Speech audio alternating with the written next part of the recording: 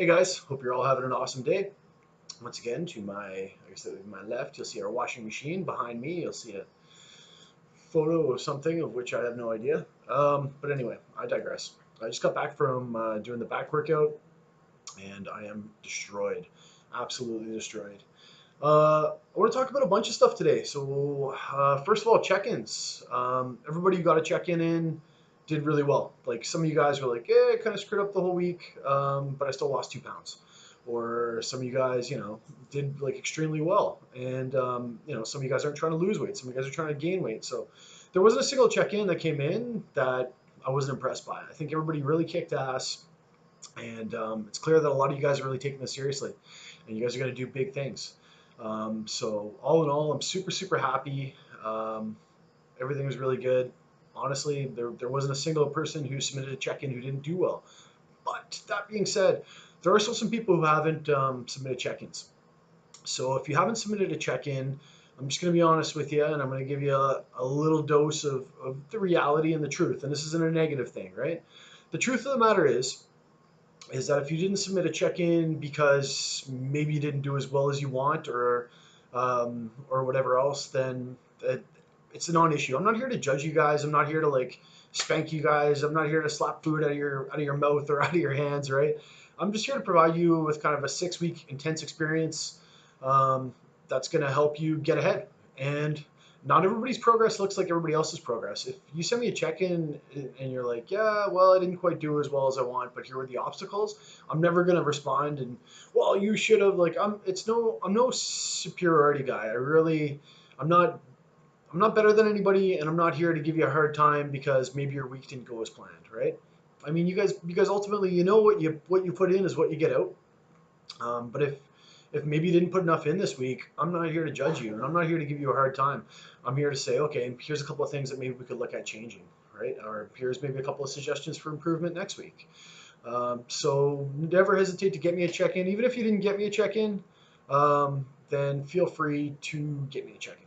And we'll go over it and just be honest with me. And then I'm going to give you some honest to God, real life situations. Like, not everything's perfect. You're not going to nail everything your first time. Sometimes you're going to have struggles. Sometimes you're going to have family problems. Sometimes you're just not going to be in the right mind space. It doesn't matter because like I said, I mean, the truth of the matter is, if you never submit a single check-in, you watch these videos, you do the workout, you're still going to get some benefits from this program. There's no doubt in my mind. But by submitting the check-ins and getting a little bit of feedback with me, I mean, for a lot of you guys, let's be honest here. I know the truth. Your girlfriend or your wife probably dragged you in and said, "Come do this with me," and you're like, "No," you know what I mean? But you're here. You're here now. So I'm a pretty good resource. I don't claim to know everything. I'm not going to try to convince you that I know everything because I'd be lying because everything changes on a daily basis. But I'm a good resource, and I'm free to go search things out for you if I don't know. So if you have a question, I'll go and I'll check 5 articles, and I'll kind of, I'll disseminate all the information. I'll bring it back if I don't know, and we'll talk about it. So I am a resource. You're going to get the best out of your experience by kind of getting to know me. It's been cool starting to get to know you guys, but use me. I'm here, honestly. I won't always get back to your question right away, but I can guarantee you that at some point I'm going to address it. So ultimately, I'm here to make your life easy. I am a good resource. If things aren't going your way, you're just having a hard time, reach out to me. I'm here for you. So that's my rant about check-ins. Everybody else who checked in, awesome job. Super stoked with you guys. I'm super stoked with the guys who didn't check in, as long as you're making progress and as long as you're getting something out of this experience, right? So anyway, moving on. I want to talk to you guys about kind of an interesting topic. And I'm just going to go over the science of this with you, which some of you guys have already heard. Some of you guys have heard this in the last challenge, right? Um, Eating disorders, binge eating, eating too much, not eating with intention, not eating thoughtfully, not following your plan. Um, I want to talk to you guys about what really happens when we eat crap food. And I want to provide a little bit of a different take to it. And I'm going to try to break it down a little bit. I'm not going to get too complex, but I just want to give you a different viewpoint, right? Um, Eating food triggers the same dopamine receptors inside of your brain. Eating crap food, you know what I mean? Like heavy, simple carbohydrates and heavy fat, for example, triggers the same dopamine response in the back of your brain as illicit drugs, as sex, as gambling, Every time that you eat something fatty and you eat something high in carbs, you actually your dopamine response goes. You feel happy, you feel good, your insulin rushes up, right? I guess what I'm trying to say is that it's an addiction, and it's been hardwired into us because back in the day when we were cavemen and we had to run, 30 kilometers so we could shoot down a pterodactyl and club it to death and drag it back to our cave. Um, it was important. We needed fats and we needed carbohydrates. They were the most scarce things out there. But nowadays, with McDonald's on every block, those instincts prove to be a bit of a challenge with us. And now we're kind of like we're stepping back and we're trying to battle these primordial urges to go out and make sure that we're satiated with fat and make sure we're satiated with carbohydrates in a world where carbohydrates and fats are like 99 cents at McDonald's, right? So um, I guess what I'm trying to say is that at one point, that psychological response to eating these type of foods was beneficial because we wanted that dopamine response. It wasn't everywhere. We had to go find it, and that's our body's natural way of telling us you need carbs, you need fat. Unfortunately, today you don't need carbs or need fat in the same way, and that response kind of gets in. It causes a little bit more trouble than good.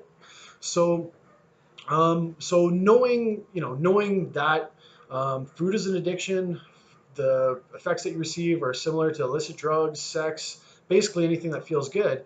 If we can kind of start to understand the science of it, we can kind of start to put counteractive measures in. First of all, um, when you're hungry, don't have crap food in your house. That's rule number one, right? Make sure that you don't have crappy food in your house. Get rid of it. If it's there, you're going to eat it. If I'm having a bad day and I'm stressed out and there's a big bag of chips in my cupboard, I'm going to eat it. So I just don't keep it in the house. That's kind of defense number one. Defense number two is to kind of understand the whole hormonal effects of how this all happens, right? So you eat a big pile of carbohydrates, you're eating a big burger, and you're slamming down some fries, right? So what happens after that? After you get this big influx of carbs, your insulin levels, because the sugars and the carbs are converting to glucose, and your insulin is starting to rush up, right? Insulin is the storage mechanism, it's the storage hormone. It's created in your body that tells your body to hold free fatty acids or to start storing glycogen or broken down carbs as fat. So insulin is responsible for storing fat and carbohydrates in your body. So that spikes up, that hits the roof, and your insulin receptor or your dopamine receptors are going ding, ding, ding. You've got this big load of insulin rushing into your body, which means you're more prone to taking those nutrients and storing them as fat. And all of a sudden, you're feeling really good, and then boom, as your insulin levels went up really steadily, your insulin levels are going to drop really, really, really steadily, right? And when your levels drop, they go to a certain point. It's not actually insulin that makes you hungry, but as soon as your insulin levels drop to your baseline and probably go a little bit below baseline before they hit your equilibrium, another chemical called ghrelin, and ghrelin is the hunger hormone, starts to mount, starts to shoot up, right? So you can kind of see essentially how you get addicted to the psychological eating of crap food. So as soon as your ghrelin kicks up, right, the quickest source of satiating yourself are of course those crap foods, right? That's why when you eat crap foods, there's always kind of a joke when you eat Chinese food, half an hour later you're hungry, and that's the reason why, because it's just a complete yo-yo response of all of your dopamine rising. Your dopamine comes down. You want to get that rise again. Your ghrelin kicks in. You're getting hungry because your insulin levels have dropped. So it's a big psychological warfare. That's why it's really important to plan your cheat meals. Plan your cheat meals. Don't keep crap food in the house. As well, on your cheat meal day, when you're done your cheat meal and you want to cut it off, and you're like, okay, I'm done my cheat, I'm good. There's a few different things that I suggest doing. Number one is I suggest drinking a little bit of extra water on that day. It's going to help to flush all the waste, right? Because that's one of the functions of hydration is to flush waste out of your cells, and that waste, of course, being fat.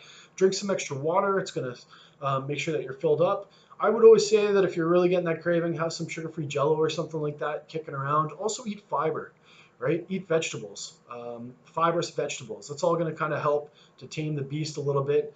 And if you're still dying, you're still getting that craving, maybe like a Diet Coke. Although I know aspartame isn't great for you, but a Diet Coke kicking around, or something that's kind of a non-offensive, tangible, sweet thing that isn't going to completely destroy your diet. Something sugar-free that still gives you that feeling. But it's really key to plan your cheat meals, and that's how one bad cheat meal can turn into a cheat day, can turn into a cheat week, can turn into 40 pounds. Oh my God, I haven't been to the gym in a while.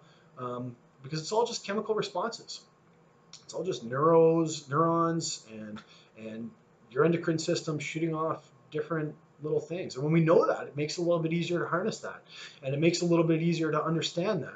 And you know that if you go out and eat a big crap cheat meal, that your insulin's going to spike and then it's going to come down, your ghrelin's going to come in, you're going to get, you already know this in advance, and you know it's all biological factors. You know why you crave junk, you know why you crave sweets. Now that you know that, you can get on top of it. You can just start to tune it in a little bit. So wanted to talk about that as well. It was a little bit long-winded, but I just wanted to explain some of the science behind why people turn a cheat meal into a cheat day into a cheat week, right? There's a lot of emotional response. There's a lot of physiological response attached to that. So wanted to talk about that. Anyway, I'm going to let you go because I'm blobbing on, but I'm going to do another video tomorrow for sure, for sure. If you guys have anything that you want me to address or anything going on, feel free to reach out. Let me know. I actually still have one to make for Joshua Pinkson. If you haven't checked in yet, no judgment zone, guys. This is the no judgment zone. I'm here. Even if your wife forced you into it, you're stuck with me. And I don't mean that in a jerk way. I just mean that in a friendly way. Like, I'm super approachable. I want you to get the best out of the experience in whatever way you're going to get the best out of the experience. And I'm here for you. So other than that, you guys have an awesome night, and I will talk to you tomorrow. Ciao, guys. Bye.